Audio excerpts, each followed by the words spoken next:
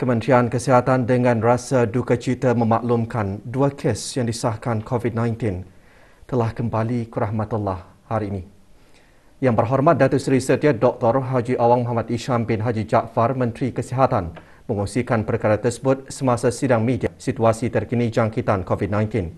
Sidang media diadakan petang tadi di Dewan Al-Afiah Kementerian Kesihatan. Kes pertama ialah seorang lelaki berumur 30 tahun yang merupakan kes 2462 yang telah mengalami masalah paru-paru setelah dijangkiti COVID-19. Manakala kes kedua ialah seorang perempuan berumur 54 tahun yang merupakan kes 4052. Kes ini telah mengalami beberapa masalah kesihatan dan tidak dikategorikan sebagai kematian disebabkan jangkitan COVID-19. Sehubungan dengan ini, demi menjaga confidentiality dan menghormati privasi keluarga kes-kes ini, Kementerian Kesihatan tidak akan mengongsikan butiran peribadi kes. Orang ramai juga dipohonkan untuk sama-sama menghormati dan tidak menyebarkan maklumat-maklumat berkaitan dengan kes-kes tersebut. Di kesempatan ini, saya mewakili warga Kementerian Kesihatan dan keseluruhan rakyat negara Brunei Darussalam mengucapkan takziah kepada keluarga-keluarga kes berkenaan. Semoga roh mereka dicucuri rahmat dan ditempatkan bersama-sama para solehin. Sementara itu, 128 kes baharu jangkitan COVID-19 disahkan hari ini di negara Brunei Darussalam yang membawa jumlah keseluruhan kes kepada 4,163 orang. 128 kes baru jangkitan COVID-19 telah disahkan di negara ini, yang membawa jumlah keseluruhan kes COVID-19 di negara ini kepada 4,163 orang. Terdapat 6 kluster baru telah dikesan yang membawa jumlah kluster aktif kepada 69 kluster.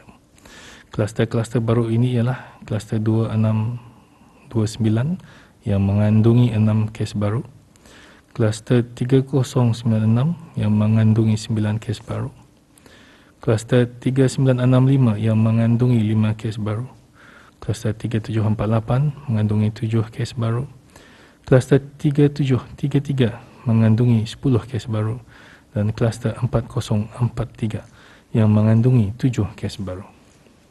Kesemua kluster-kluster baru ini juga mengandungi kes-kes yang telah dilaporkan sebelum ini sebagai kes yang belum dikenal pasti sumber jangkitannya. Terdapat 25 tambahan kes-kes baru pada 11 kluster aktif yang sedia ada. Kes-kes dalam kluster-kluster aktif ini adalah mereka yang sedang menjalani kuarantin setelah didapati mempunyai kontak dengan beberapa kes positif sebelumnya. Sementara itu, 59 kes adalah masih dalam siasatan bagi mengenal pasti sumber jangkitan. Pengesanan kontak bagi semua kes-kes baru ini masih giat dijalankan. Semua kontak terdekat yang dikenal pasti akan diarahkan untuk menjalani kuarantin mandatory dan ujian RT-PCR SARS-CoV-2. Dalam pada itu, 106 kes telah disahkan sembuh pada hari ini. Jumlah ini termasuk 32 kes positif dalam kategori 1 yang telah membuat pengasingan diri selama 14 hari di rumah masing-masing. Kesemua mereka telah menjalani ujian swab ulangan pada hari ke-12 dan disahkan telah sembuh. Oleh itu, jumlah kes yang sembuh di negara Brunei Darussalam meningkat kepada sebanyak 2,647 kes. Manakala jumlah kes aktif ialah sebanyak 1,491 kes.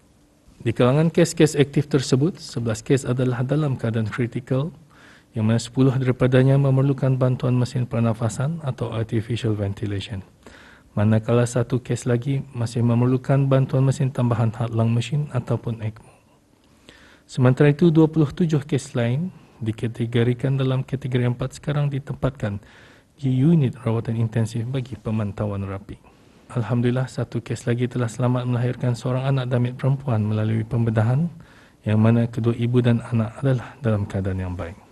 Dalam tempoh 24 jam yang lalu, sebanyak 3,606 sampel telah diuji bagi virus SARS-CoV-2 yang membawa jumlah keseluruhan ujian makmal dijalankan sejak Januari 2020 kepada 275,244 ujian. Kementerian Kesihatan juga memaklumkan kepada orang ramai bahawa mulai hari Isnin 13 September 2021, pusat vaksinasi tempurung di Hospital Pengiran Isteri Hajah Mariam akan mula beroperasi di Dewan Kemasyarakatan Belalong. Waktu operasi bagi pusat vaksinasi tempurung di Dewan Kemasyarakatan Balalong ialah hari Isnin hingga Khamis dan Sabtu 8.15 pagi hingga 11.30 pagi dan 1.45 petang hingga 3.30 petang. Di kesempatan ini juga, Kementerian Kesihatan ingin mengingatkan orang ramai untuk tidak mendiskriminasi mana-mana pesakit atau bekas pesakit dan sesiapa yang ada kaitan dengan mereka, termasuk tempat mereka bekerja. Untuk makluman orang ramai, bekas-bekas pesakit COVID-19 telah disahkan sembuh dan tidak akan menjangkiti orang lain. Sebarang diskriminasi ke atas pesakit-pesakit atau bekas pesakit COVID-19 tidak sepatutnya berlaku. Bahkan orang ramai seharusnya memberikan sokongan kepada mereka semasa mereka menjalani proses pemulihan selepas dijangkiti. Dan seterusnya mendoakan kesejahteraan dan kesembuhan bagi mereka yang masih dalam rawatan. Individu yang ingin membuat perubahan atau mengemaskini maklumat yang terdapat di Bruhims seperti alamat dan nombor telefon dimestikan melakukannya di klinik ataupun hospital. Menteri Kesihatan menekankan perkara tersebut semasa sesi soal jawab pada sidang media yang sama. Jelas Yang Berhormat lagi, langkah itu dibuat bagi memudahkan individu mengemukakan bukti keterangan atau pengemaskinian secara jelas dan sahih.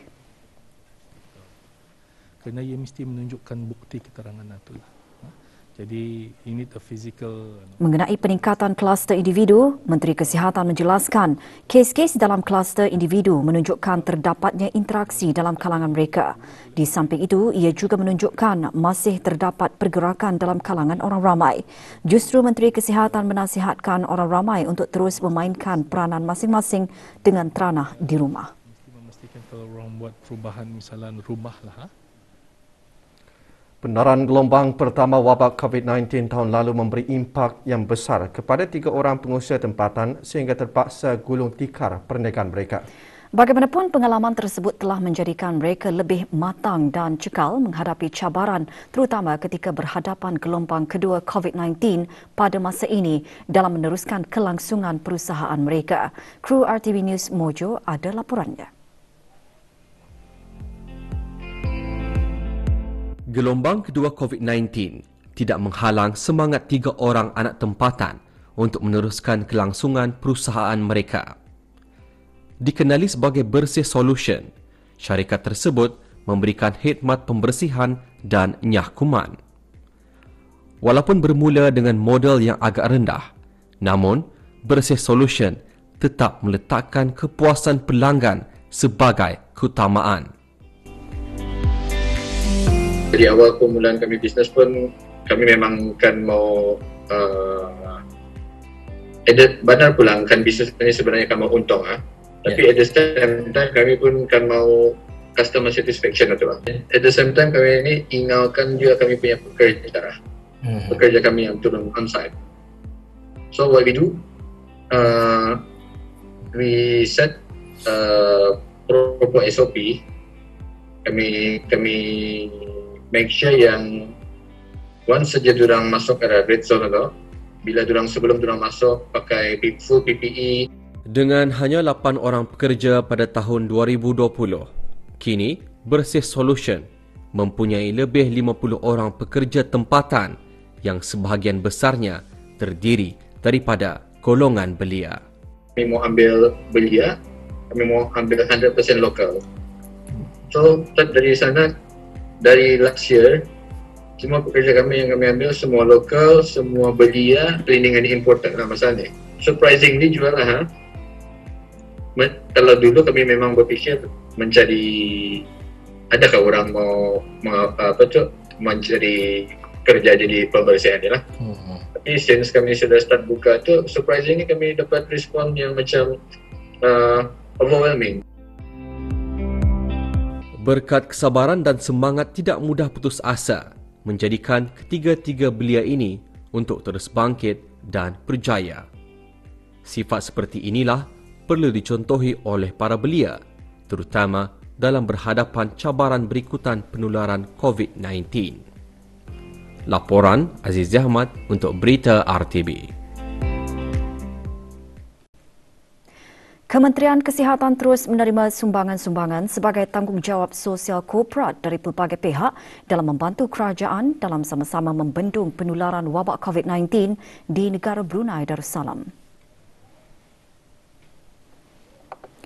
Kemarin, Kementerian Kesihatan menerima sumbangan berupa scrubs, pelbagai jenis sungkup muka serta pensanitasi tangan daripada Tuan Yang Terutama Ajanish Kumar, Pesuruhjaya Tinggi Republik India ke negara Brunei Darussalam. Sumbangan diterima oleh Awang Haji Maswadi bin Haji Mohsin, Setiausaha Tetap Kementerian Kesihatan. Kementerian Kesihatan baru-baru ini juga menerima beberapa sumbangan daripada beberapa buah syarikat iaitu Brunei Liquefied Natural Gas Sendirian Berhad BLNG, Brunei Shell Marketing Company Sendirian Berhad dan OKKY Jewellery. Sumbangan juga diterima daripada Petir Management Services, A1 dan Brunei Shell Petroleum BSP.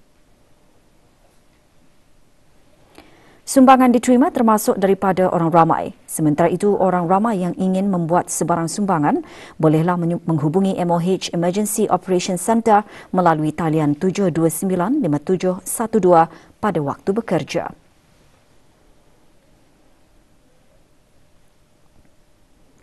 Sementara itu, Majlis Belia Daerah Tutong MBDT bersama dengan gabungan 17 buah persatuan menyampaikan bantuan berupa makanan asasi dan bantuan berbentuk kewangan kepada pihak Hospital Pengiran Muda Mahkota Pengiran Muda Haji Al-Muhtadi Billah, Daerah Tutong.